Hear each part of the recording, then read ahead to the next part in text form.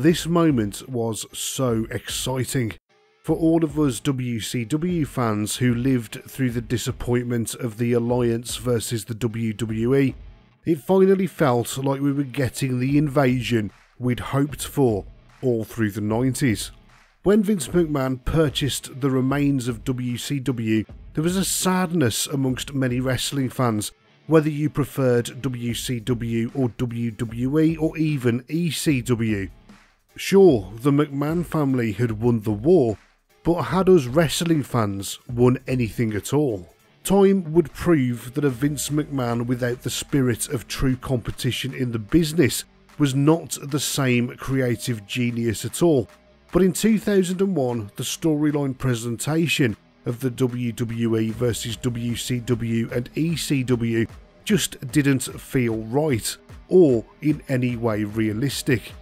To anyone with any knowledge of WCW, the likes of Chuck Palumbo, Sean Stasiak and Kanyon were mid-card players at best, and the few main eventers that WWE signed up, Booker T and DDP specifically, were presented totally differently to the superstars that we remembered on Nitro.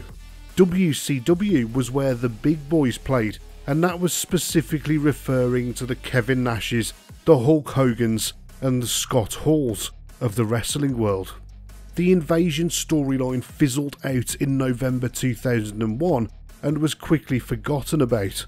But by 2002, many of the big name WCW stars were becoming available, leading to opportunities only previously dreamed about. Ric Flair was one of those big names, and he had made an immediate impact on the WWE on his return at the end of 2001. In the storyline, it was revealed that Flair was now part owner of the company, which slowly drove Vince McMahon mad. In one of the most shocking and exciting moments of 2002, Vince was shown sitting backstage in segments throughout the show, seemingly losing his mind. At the very end of that episode of SmackDown, Vince proclaimed that he needed to inject his company with a poison, and that poison would be the NWO. At No Way Out 2002, Scott Hall, Kevin Nash and Hollywood Hogan returned to the WWE ring, but not as they'd left in the 90s. This wasn't Razor Ramon, Diesel and Hulk Hogan making their comeback. This was the NWO. WWE chose to bring back the three core players from the NWO's original debut in WCW, learning from the mistakes made by WCW themselves about the size of the group. The entrance itself was incredibly cool to see.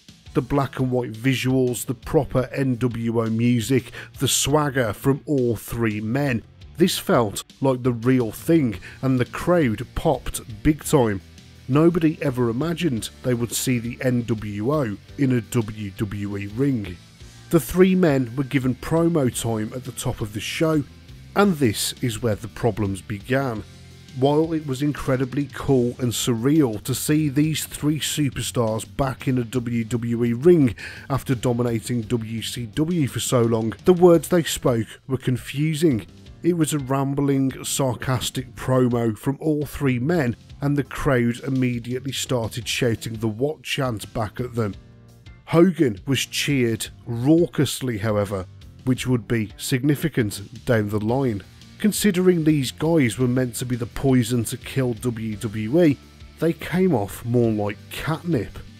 Compare this promo to the one that Hogan cut when the NWO was first formed at Bash at the Beach 96, which caused WCW fans to pelt the ring with trash, and it's like night and day.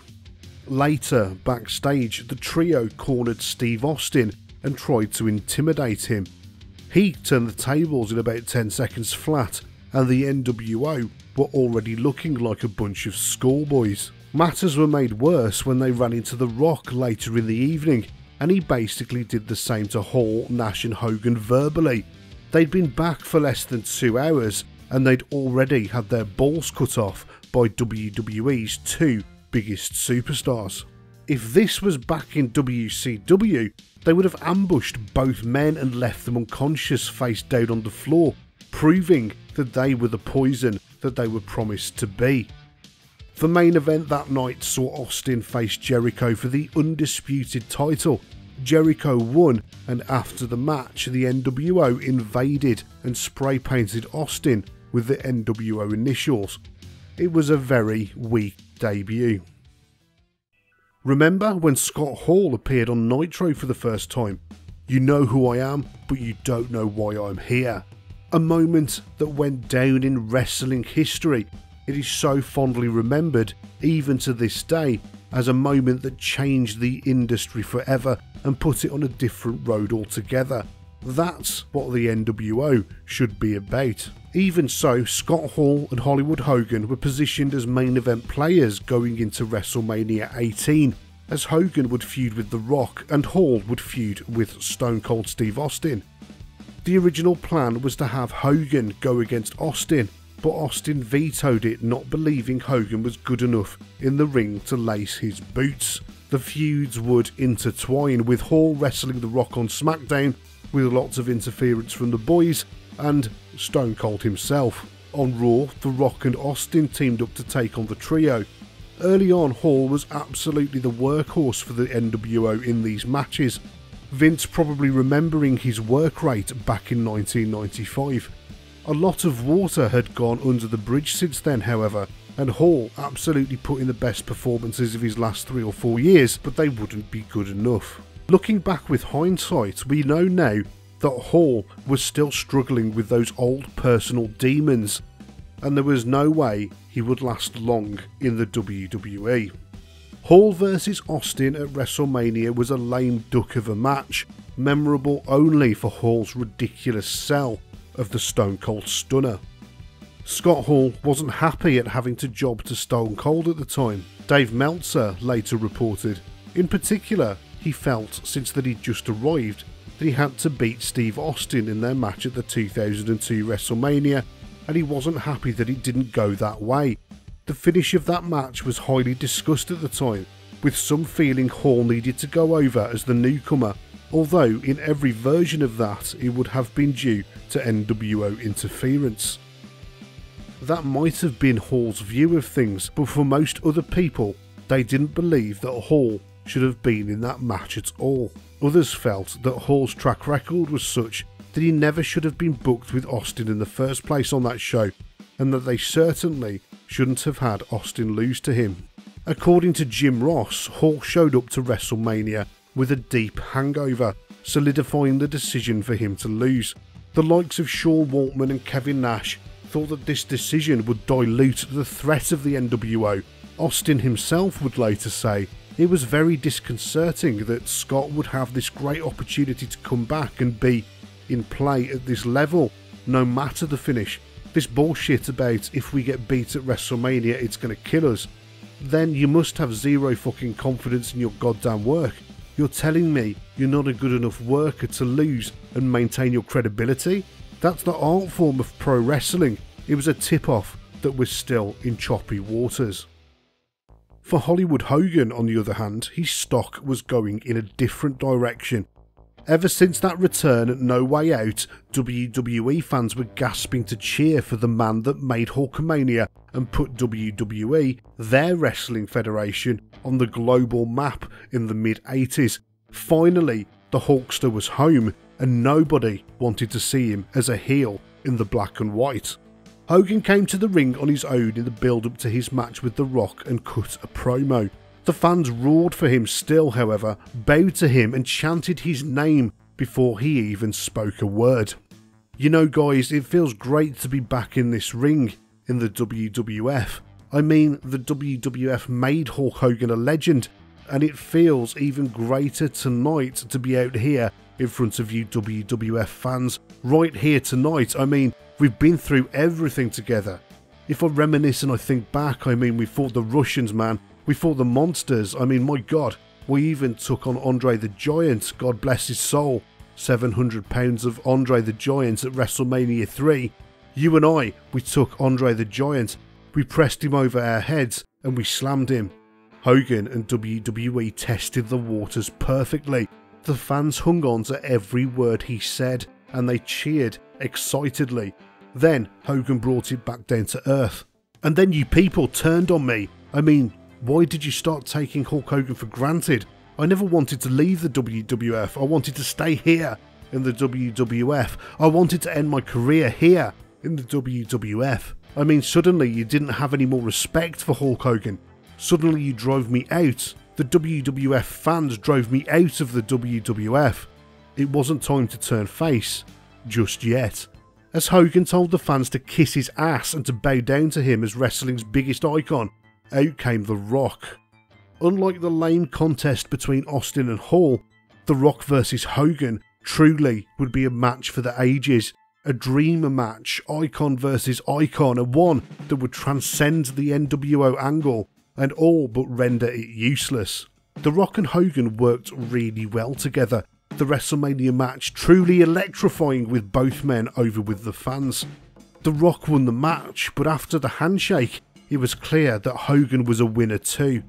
WWE and Hogan were going to have to bring Hulkamania back to the fans, and there was no way they could do that in the NWO's Black and White. The NWO was all wrong for WWE in 2002. Hogan was too over with the fans to be a heel, Hall was still an unreliable drunk, and they were scared to use Nash in case they needed him as a replacement for Hall, or in case his injury-prone ass pulled another muscle. And what happened to Vince using the NWO as a poison to kill WWE? That led to nothing. After WrestleMania, Hogan teamed with The Rock to take on Hall and Nash in a tag team match. The NWO hadn't looked this weak since the NWO 2000 formed. Hall and Nash recruited X-Pac into their ranks, a move that made sense considering he was in the proper NWO as 6 and was real-life buddies with the Outsiders. After the first brand split, Hogan went to SmackDown for an incredible run in the red and yellow, and the NWO stayed on Raw. Lame mid-card feuds followed as X-Pac feuded with Kane and Scott Hall feuded with Bradshaw. In WCW, the ranks of the NWO swelled as wrestlers were desperate to join. Back then, the NWO was white hot and everyone wanted to be a part of it. Come April 2002, The Big Show joined WWE's NWO. Scott Hall was squarely blamed for some of the hijinks that went down during the infamous plane ride from hell, and he was released from WWE the following day due to his ongoing substance abuse issues. Booker T joined the group, and along with him came a comedy storyline that saw tag team partner Goldust trying and failing to gain membership too. WWE tried to add some legitimacy to the failing group when Shawn Michaels returned. He donned the NWO t-shirt and super kicked Booker T out of the NWO a week later, and the men tried to recruit Triple H to no avail. Injury-prone Kevin Nash tore a quad shortly after. Big Show had gone to SmackDown and X-Pac had been released due to personal issues. It was almost an admittance of failure as the NWO music played and Vince himself walked to the ring and disbanded the NWO. In WCW, the NWO were real invaders from another company. They were cool, dominant invaders that destroyed everything in their path.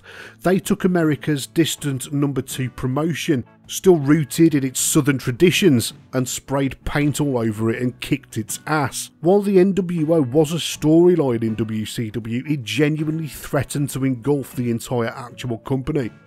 It brought brand new fans to America's number 2 promotion and turned it into America's number 1 promotion for a while. The NWO was truly a phenomenon in WCW, for better or for worse. For all of his talk of injecting WWE with a poison, Vince McMahon was never going to book the NWO to be an all-encompassing force in the same way, and as hindsight proved, the timing just wasn't right.